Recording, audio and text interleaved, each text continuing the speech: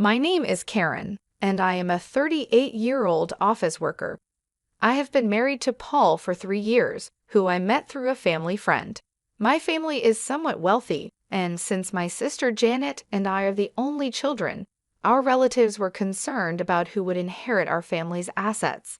This is why they introduced me to Paul. Paul moved in with us at my family home shortly after we met. My mom had passed away a few years before, so it was just my dad, my husband, and me living together. Paul was very nice and took good care of my father.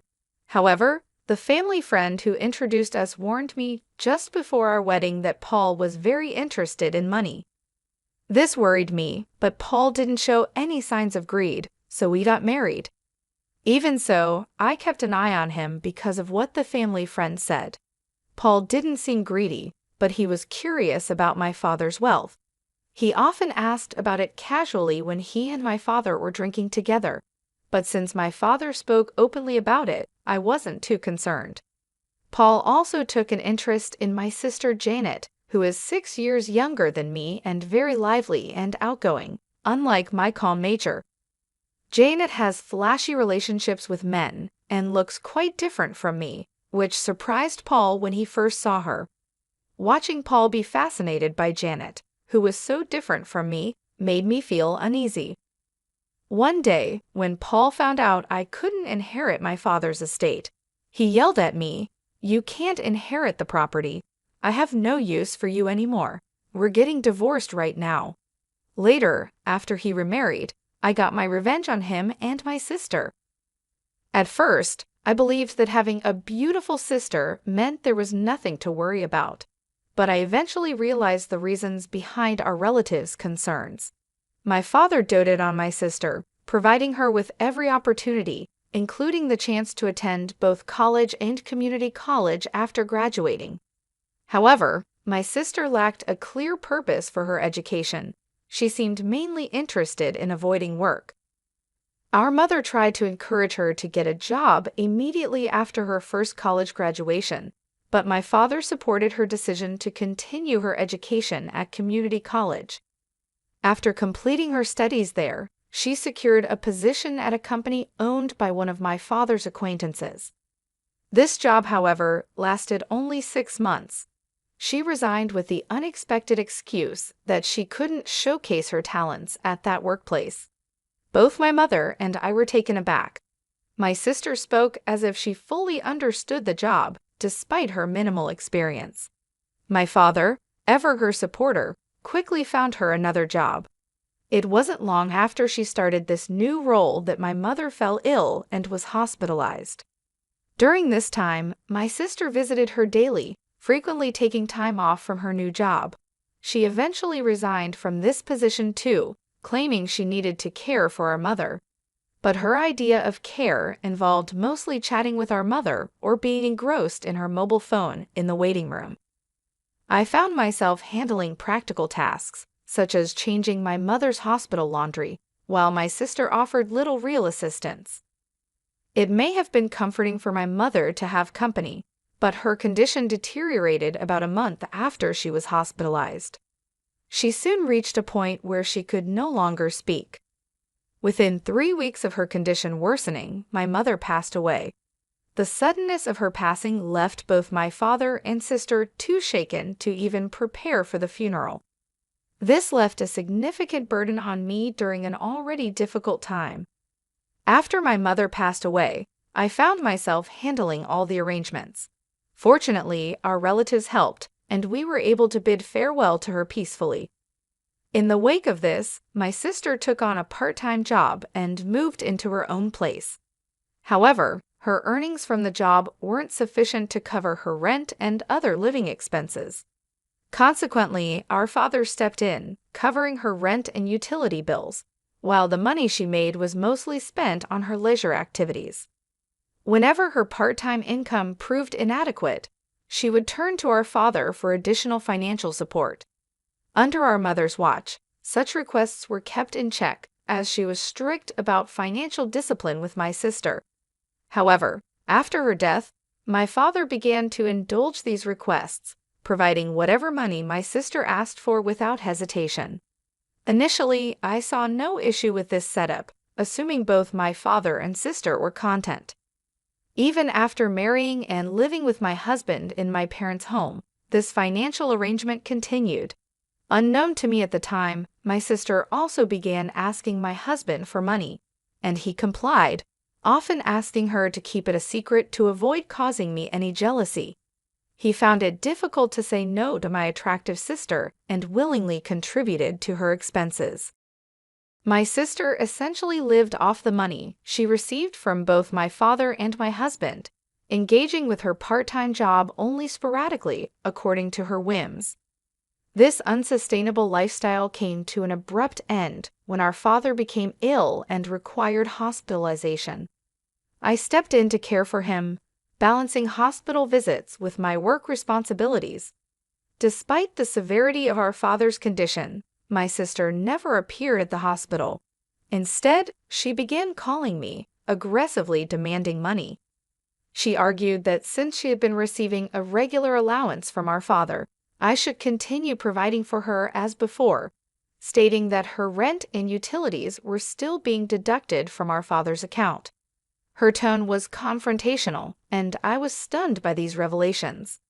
I became infuriated by her selfish attitude, focused solely on maintaining her own lifestyle while completely disregarding our father's well-being in the hospital.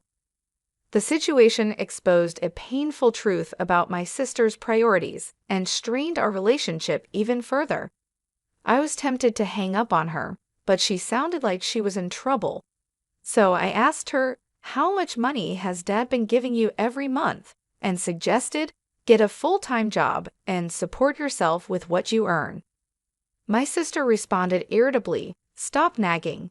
I was getting $1,000 a month, and remember, rent is separate."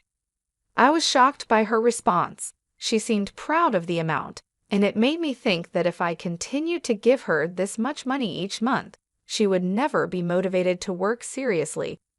At first, I didn't see a problem with giving her money, thinking my father would soon recover from his hospitalization. But then his condition took a turn for the worse, and I quickly reached out to our relatives. The doctor confirmed it was serious, which shocked me. During this stressful time, I needed my husband's support, but he rarely visited the hospital, claiming he was busy with work. When he did visit, he asked inappropriate questions like, "Frank's estate must be huge, right? Since you and your sister are the only heirs, are you going to split it in half?" I was speechless. My husband seemed only interested in the inheritance, and I felt a mix of realization and disgust, understanding what the relatives meant when they said he was obsessed with money. When I called my sister to inform her of our father's critical condition, her only concern was about her finances. "Make sure you pay me every month. I can't live without that money," she demanded. The call ended suddenly, leaving me furious at her words. But I was also worried because I thought I heard a faint male voice in the background. I felt uneasy when I heard a familiar voice on the other end of the phone. About a month later, my father passed away. Sadly, neither my sister nor my husband was with him in his last moments. From my experience with my mother's funeral, I knew how tough it was to organize one. Neither my husband nor my sister offered any help, and my sister didn't even come to the funeral. My husband did show up but left quickly, claiming he had work. A relative who had introduced us asked me, "Where's Paul? It's odd for the husband not to be here, isn't it?" I just gave a forced smile and said he was busy with work and had gone home. The relative seemed disappointed, and I felt like sighing too. After my father's funeral, when I finally had a moment to myself, my husband asked me with a sly smile, "So how much did you inherit? Even if you split it, you must have gotten a lot, right?" Just like the relatives had warned before our marriage, he was only interested in my father's inheritance. I told him, looking straight at him, "My sister got $100 million, and I got nothing." I hadn't even spoken to the lawyer yet and was still dealing with the funeral. Seeing my husband so excited about the inheritance almost made me laugh rather than angry. Believing what I said, he immediately shouted, "What? You can't inherit any property. I don't need you anymore. Let's get divorced now. I felt the same way. So I snapped back. Let's do it. You married me for my father's inheritance anyway. I handed him the divorce papers I had prepared. He seemed surprised, as if he hadn't expected this, but he signed them anyway. As he left the house after signing the divorce papers, he said bitterly, "I'll divorce you, who gets 0, and remarry your sister Janet, who gets the $100 million, and then he left. I didn't care what he said and went ahead with the divorce, happy to be rid of my awful husband. It seemed like he started trying to marry my sister the very next day. A few days later, he called me, demanding, "Do you still believe that story? When will you sort out the inheritance? Hurry up and give Janet the $100 million dollars." He shouted this over the phone. I had been waiting for him to contact me because I didn't want to reach out first after you left. I answered him calmly, "Let's discuss this at my place next Sunday. I'm preparing for the procedure and will be waiting." Thinking he was about to receive the inheritance, my ex-husband happily ended the call. However, I was actually looking forward to seeing his reaction when he discovered the truth. On the weekend, my ex-husband and my sister came to my family home and were surprised to see a lawyer there. My ex tried to act normal, thinking, "Of course you need a lawyer when inheriting a lot of money." Then the lawyer looked puzzled at my ex-husband and began compensation claim. Before we talk about any inheritance, we need to address Karen's compensation claim against Paul. The lawyer then showed my ex-husband several photos of him leaving my sister's house, clearly dated before our divorce was finalized. "These are evidence of infidelity," the lawyer told him, "so you owe compensation." I had overheard him discussing the inheritance with my sister and had asked the lawyer to look into his infidelity. They might have thought I was too distracted by my father's funeral, but my ex-husband and sister were meeting at her place almost daily, giving me plenty of evidence. The topic quickly shifted from inheritance to compensation, leaving my ex-husband and sister shocked. However, my ex-husband recovered quickly and scoffed. "Compensation is nothing compared to the $100 million from the inheritance. I'll pay it right away." He then signed the compensation documents provided by the lawyer, trying to appear unconcerned and confident. I confirmed everything and told him, "Enjoy your life with my sister, who inherited nothing. Since you signed, I'll make sure you pay the compensation." When they heard there was no inheritance, my sister screamed in shock, and her husband turned bright red, angrily saying, "There's no way the inheritance is 0. I won't let you take it all for yourself." The lawyer then calmly began to explain to the furious couple, "Janet is technically the stepdaughter of your late mother and was not legally adopted by your late father. Therefore, there is no legal parent-child relationship, and Janet cannot inherit anything from your father's estate." I'd also explained to my confused sister about our family history. "When our parents remarried, Janet, you were about a year old, so you probably don't remember. But I do. I was 8 years old when our parents remarried, and I was happy to suddenly have a sister. I never imagined that sister would end up taking my husband.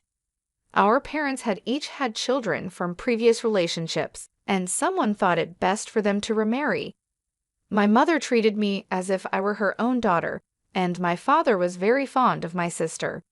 Maybe because she wasn't his biological daughter, he spoiled her a bit extra, wanting to make sure she felt loved. Although both our parents had children from previous marriages, my mother, who was suspected by some relatives of targeting our wealthy family's assets, refused to legally adopt my sister. The relatives only suggested marriage proposals for me because they knew I was the only one who could legally inherit my father's property.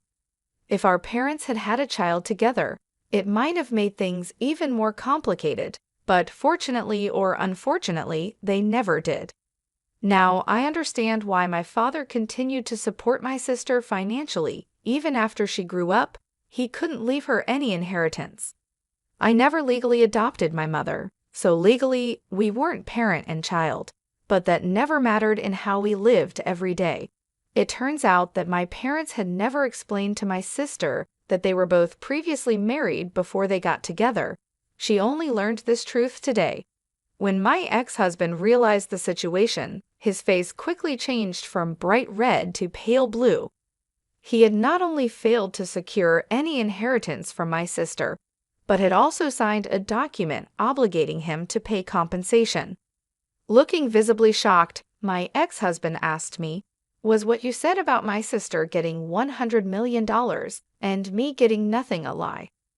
I struggled to hold back my laughter and replied, "Of course, it was a lie. I said it to get back at you for cheating on me. Plus, there's no such thing as a bankrupt estate worth $100 million. Even my wealthy father didn't have that kind of money." Suddenly, my sister, who had been quiet until then, screamed out, "I've been relying on Dad's inheritance and have been spending a lot. What about the money Dad used to give me? Will Karen cover it now?" I responded to my sister, who seemed panicked, "You have a dependable husband now, so you shouldn't need that money anymore, should you? Let Paul take care of you." She turned to look at her pale-faced husband, who shook his head and said, "I've also done a lot of shopping, expecting to receive the inheritance, so I can't afford it. Plus, I have the compensation to pay, so I'm financially stretched."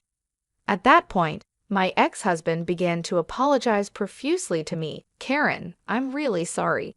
It was all my fault. Will you forgive me and consider starting over?" Watching this scene, the lawyer had to stifle his laughter as he prepared to leave. The confidence and arrogance my ex-husband had shown upon arriving had completely evaporated, and his deep apologies now seemed utterly absurd. After we finished our discussion, my ex-husband and my sister left the house looking defeated, and not long after, they divorced. My ex-husband, who had remarried with the intention of gaining an inheritance, suddenly found himself without interest in my sister once the prospect of money was gone. He even muttered to himself that, with the compensation payments he owed me, he couldn't possibly support my sister. With no assets to his name, it was decided that he would pay the compensation in installments from his monthly paycheck. The lawyer recommended this method as the most practical solution under the circumstances. After my father's passing, the consequences of his indulgent support became painfully apparent. My sister, who had grown accustomed to financial support from our father, found herself in an unenviable position. She was compelled to work part-time jobs, which barely paid enough to cover her daily expenses, let alone the mounting debts that loomed over her. Despite her efforts, the financial burden proved too heavy. Eventually, overwhelmed by the accumulating debt, she had no choice but to file for personal bankruptcy. In a desperate move to escape her financial woes, she gave up her condominium, disappearing without leaving a trace. As of now, her whereabouts remain unknown, leaving a void in the family that once depended on each other so deeply. The situation underscored a harsh reality. Our father's well-intentioned but ultimately misguided financial support had shielded my sister from the necessity of developing a work ethic and financial independence. This protection, while provided out of love, had left her ill-prepared for the harsh realities of adult life. As she struggled with part-time work and faced the consequences of accumulated debt, it became clear that she was not equipped to handle financial responsibilities on her own.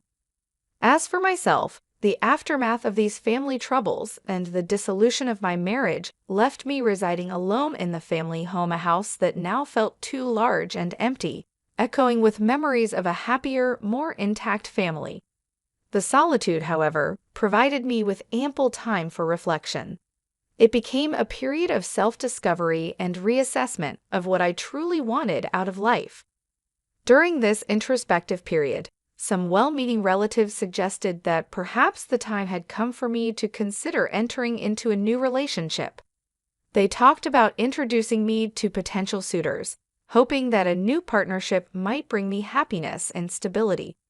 However, the bitter experience with my ex-husband, who had shown his true colors as someone more interested in financial gain than in genuine companionship, made me wary of repeating past mistakes. His betrayal had been a painful lesson in discernment, teaching me the importance of knowing someone's character and intentions thoroughly before making such a profound commitment. Determined to take control of my own destiny, I decided to decline the offers from my relatives to arrange introductions. The thought of being matched with another partner who might view me as merely a means to an end was intolerable. Instead, I resolved to find a partner on my own terms, guided by the lessons learned from my past experiences. This decision was empowering, marking a new chapter in my life where I could prioritize my own values and desires in a relationship. In embracing this newfound independence, I began to explore various avenues for meeting potential partners. Whether through social events, community activities, or even online dating platforms, I was committed to finding someone who shared my values, someone who sought a partner for the right reasons, valuing respect, honesty, and genuine affection above financial considerations. This journey was not just about finding a new partner. It was about reclaiming my autonomy and learning to trust again after betrayal. Each step forward was a reaffirmation of my ability to shape my future, a future where my choices would lead to genuine connections and real love, rather than transactional relationships defined by financial dependency. Thus, as I move forward, the lessons of the past remain with me, a guide to avoiding the pitfalls that had once ensnared my family and me, and a beacon towards a more hopeful and self-determined future.